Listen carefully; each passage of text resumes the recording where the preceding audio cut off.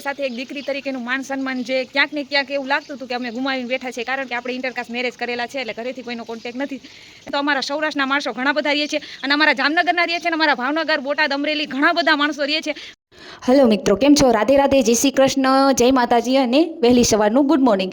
કેરીનો સંભારો અને ભીંડાનું શાક અને લોટ બંધાઈ ગયો છે. અને સામેની સાઈડ જો રૂમમાં જોવા જોઈએ તો અવિનાશ સૂતા છે અને દ્રષ્ટાંત પણ સૂતો છે. કારણ કે આજે મને એક સપનું આવ્યું હતું, જે ખરાબ સપનું હતું. તો મને પછી ઊંઘ આવતી નથી એટલે હું 4 વાગ્યામાં જાગી ગઈ હતી અને 6 વાગ્યા છે. જો તમને મોબાઈલમાં દેખાડું છું, અવિનાશનો મોબાઈલ છે. 6 વાગ્યા ત્યાં સુધીમાં કેરીનો સંભારો અને ભીંડાનું શાક તૈયાર થઈ ગયું છે અને સાથે સાથે લોટ બાંધીને પણ તૈયાર થઈ ગયો છે. અને રસોડાનો દરવાજો ખોલીને આપણે જોઈ છીએ તો જો રસોડાના દરવાજો ખોલશું તો બહાર પણ ઘણું બધું અંધારું છે. એટલે કે આજે મને ઘણી વહેલી ઊંઘ ઉડી ગઈ હતી. એટલે મને એમ થયું કે જો પછી ઊંઘ ઉડશે નહીં ને તો રસોઈ બધી બાકી રહેશે. ને આજે મેં કપડાં પલાળી દીધા છે. જો કપડાં પણ આપણા પલળી ગયા છે. હવે તો મિત્રો, આ છે અમારો નાનો એવો બેડરૂમ. ત્યાં કચરા પોતા થઈ ગયા છે અને સામેની સાઈડ આવે છે રસોડું. રસોડામાં પણ કચરા પોતા થઈ ગયા છે અને હવે આપણે જવાનું છે અગાસીમાં કપડાં લઈને. વાગ્યા છે સવારના 6 એટલે અગાસીમાં ઘણું બધું અંધારું છે. અંધારામાં કપડાં વ્યવસ્થિત ના ધોઈ શકીએ એટલે ત્યાં સુધીમાં આપણે નીચેના જે 2 રૂમ છે એ 2 રૂમમાં સાફ સફાઈ કરી લઈએ.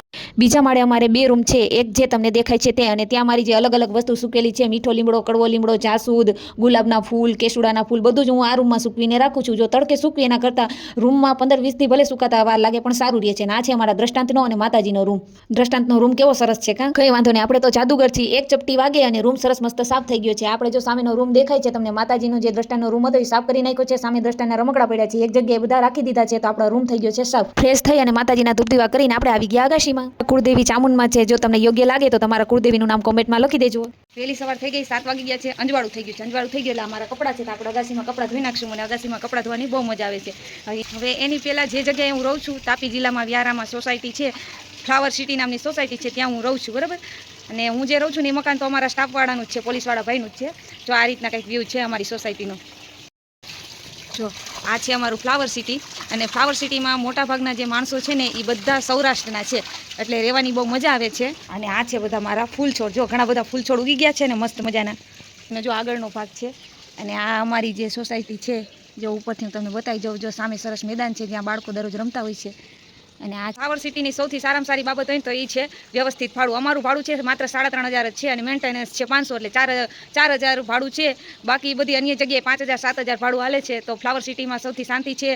ત્યાર પછી અમારી જે સોસાયટી છે એના માણસો બધા બહુ સારા છે. અને બંને ગેટ આગળ ચોકીદાર એની ટાઈમ હોય છે, એટલે ફેરિયાવાળા કે કોઈ પણ વ્યક્તિને અંદર ઘૂસવા નથી દેતા. અને આપણું બાળક રમતું હોય ને તો એમની સાથે કોઈ મોટું વ્યક્તિ હોય તો જ આપણા બાળકને એ લોકો બહાર જવા દે, નહીં તો આપણા બાળકને બહાર ન જવા દે. એટલે આપણું બાળક એકલું રમતું હોય તો બહાર જતું રહે નહીં. અને સાથે સાથે ગેટ આગળ બંને બાજુ ચોકીદાર હોય તો કૂતરા છે અથવા તો કોઈ પણ ઢોર છે, જે ગાયું જે રખડતી હોય છે એ પણ અંદર આવતી નથી. એટલે આપણું બાળક રમતું હોય તો આપણે એ કાંઈ બીક રહેતી નથી. સાથે સાથે બીજા અન્ય સાધન પણ અંદર ઘૂસી શકતા નથી સોસાયટીમાં. તો બાળક રમતું હોય તો કાંઈ ચિંતા રહેતી નથી. અને સાથે સાથે અમારી જે સોસાયટી છે એમાં CCTV કેમેરા પણ રાખેલા છે.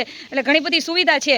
ભાડું ઓછું છે ને સુવિધા ઘણી છે. સૌથી વધુ સારી હોય ને તો અમારા સૌરાષ્ટ્રના માણસો ઘણા બધા રહે છે. અને અમારા જામનગરના રહે છે અને અમારા ભાવનગર, બોટાદ, અમરેલી ઘણા બધા માણસો રહે છે. અને બહુ મજા આવે છે. અને સાથે સાથે હું આ સોસાયટીમાં રહું છું ને તો સૌરાષ્ટ્રના માણસો એમ કહે કે આ અમારી દીકરી છે જે પોલીસમાં નોકરી કરે, તો મને ઘણું સારું લાગે છે. અને સાથે સાથે એક દીકરી તરીકેનું માન સન્માન જે ક્યાંક ને ક્યાંક એવું લાગતું હતું કે અમે ગુમાવીને બેઠા છે, કારણ કે આપણે ઇન્ટરકાસ્ટ મેરેજ કરેલા છે એટલે ઘરેથી કોઈનો કોન્ટેક્ટ નથી. એટલે અહીંયા આવીને સૌથી સારામાં સારું ફીલ થયું હોય ને તો એ છે કે આપણા સૌરાષ્ટ્રના અને અમારા જામનગરના ઘણા માણસો છે કે કોઈ પણ હોય, આપણા સૌરાષ્ટ્ર કાઠિયાવાડના માણસો હોય ને તો સૌથી સારામાં સારી બાબત હોય ને તો હું મળું ને તેમ કે બેન જય શ્રી કૃષ્ણ, હું બધાને જય શ્રી કૃષ્ણ કહું છું.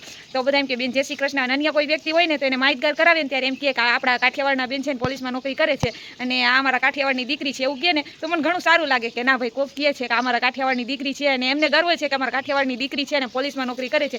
એટલે મને સારું લાગે છે. તો તાપી જિલ્લામાં આવીને ઘણી સારી એવી વસ્તુ છે જેને મને અંદરથી એવું હતું કે મળે તો સારું, કોક આપણા વિશે કંઈક એવું કહે કે આપને જેનાથી ઉત્સાહ મળે, તો એ વસ્તુ મને તાપી જિલ્લામાં મળી છે. સુરત દાદા નીકળી ગયા છે અને આપણા કપડાં પણ ધોવાઈ ગયા છે મસ્ત મજાના. મને તો આ ફૂલ બહુ ગમે છે ગુલાબનું. જે લોકોને ગુલાબના ફૂલ ગમતા હોય ને એ લોકો કોમેન્ટ કરી દેજો. અને સાથે સાથે જો આ રીતના અમારી અગાસી પણ ધોવાઈ ગઈ છે, તડકો નીકળી ગયો છે. પછી અમે નીકળી ગયા ફરવા. મિત્રો, વિડીયો સારો લાગ્યો હોય તો લાઇક, શેર અને ફોલો કરવાનું ભૂલતા નહીં. આવજો, ફરી મળીશું. જય શ્રી કૃષ્ણ, જય માતાજી, રાધે રાધે.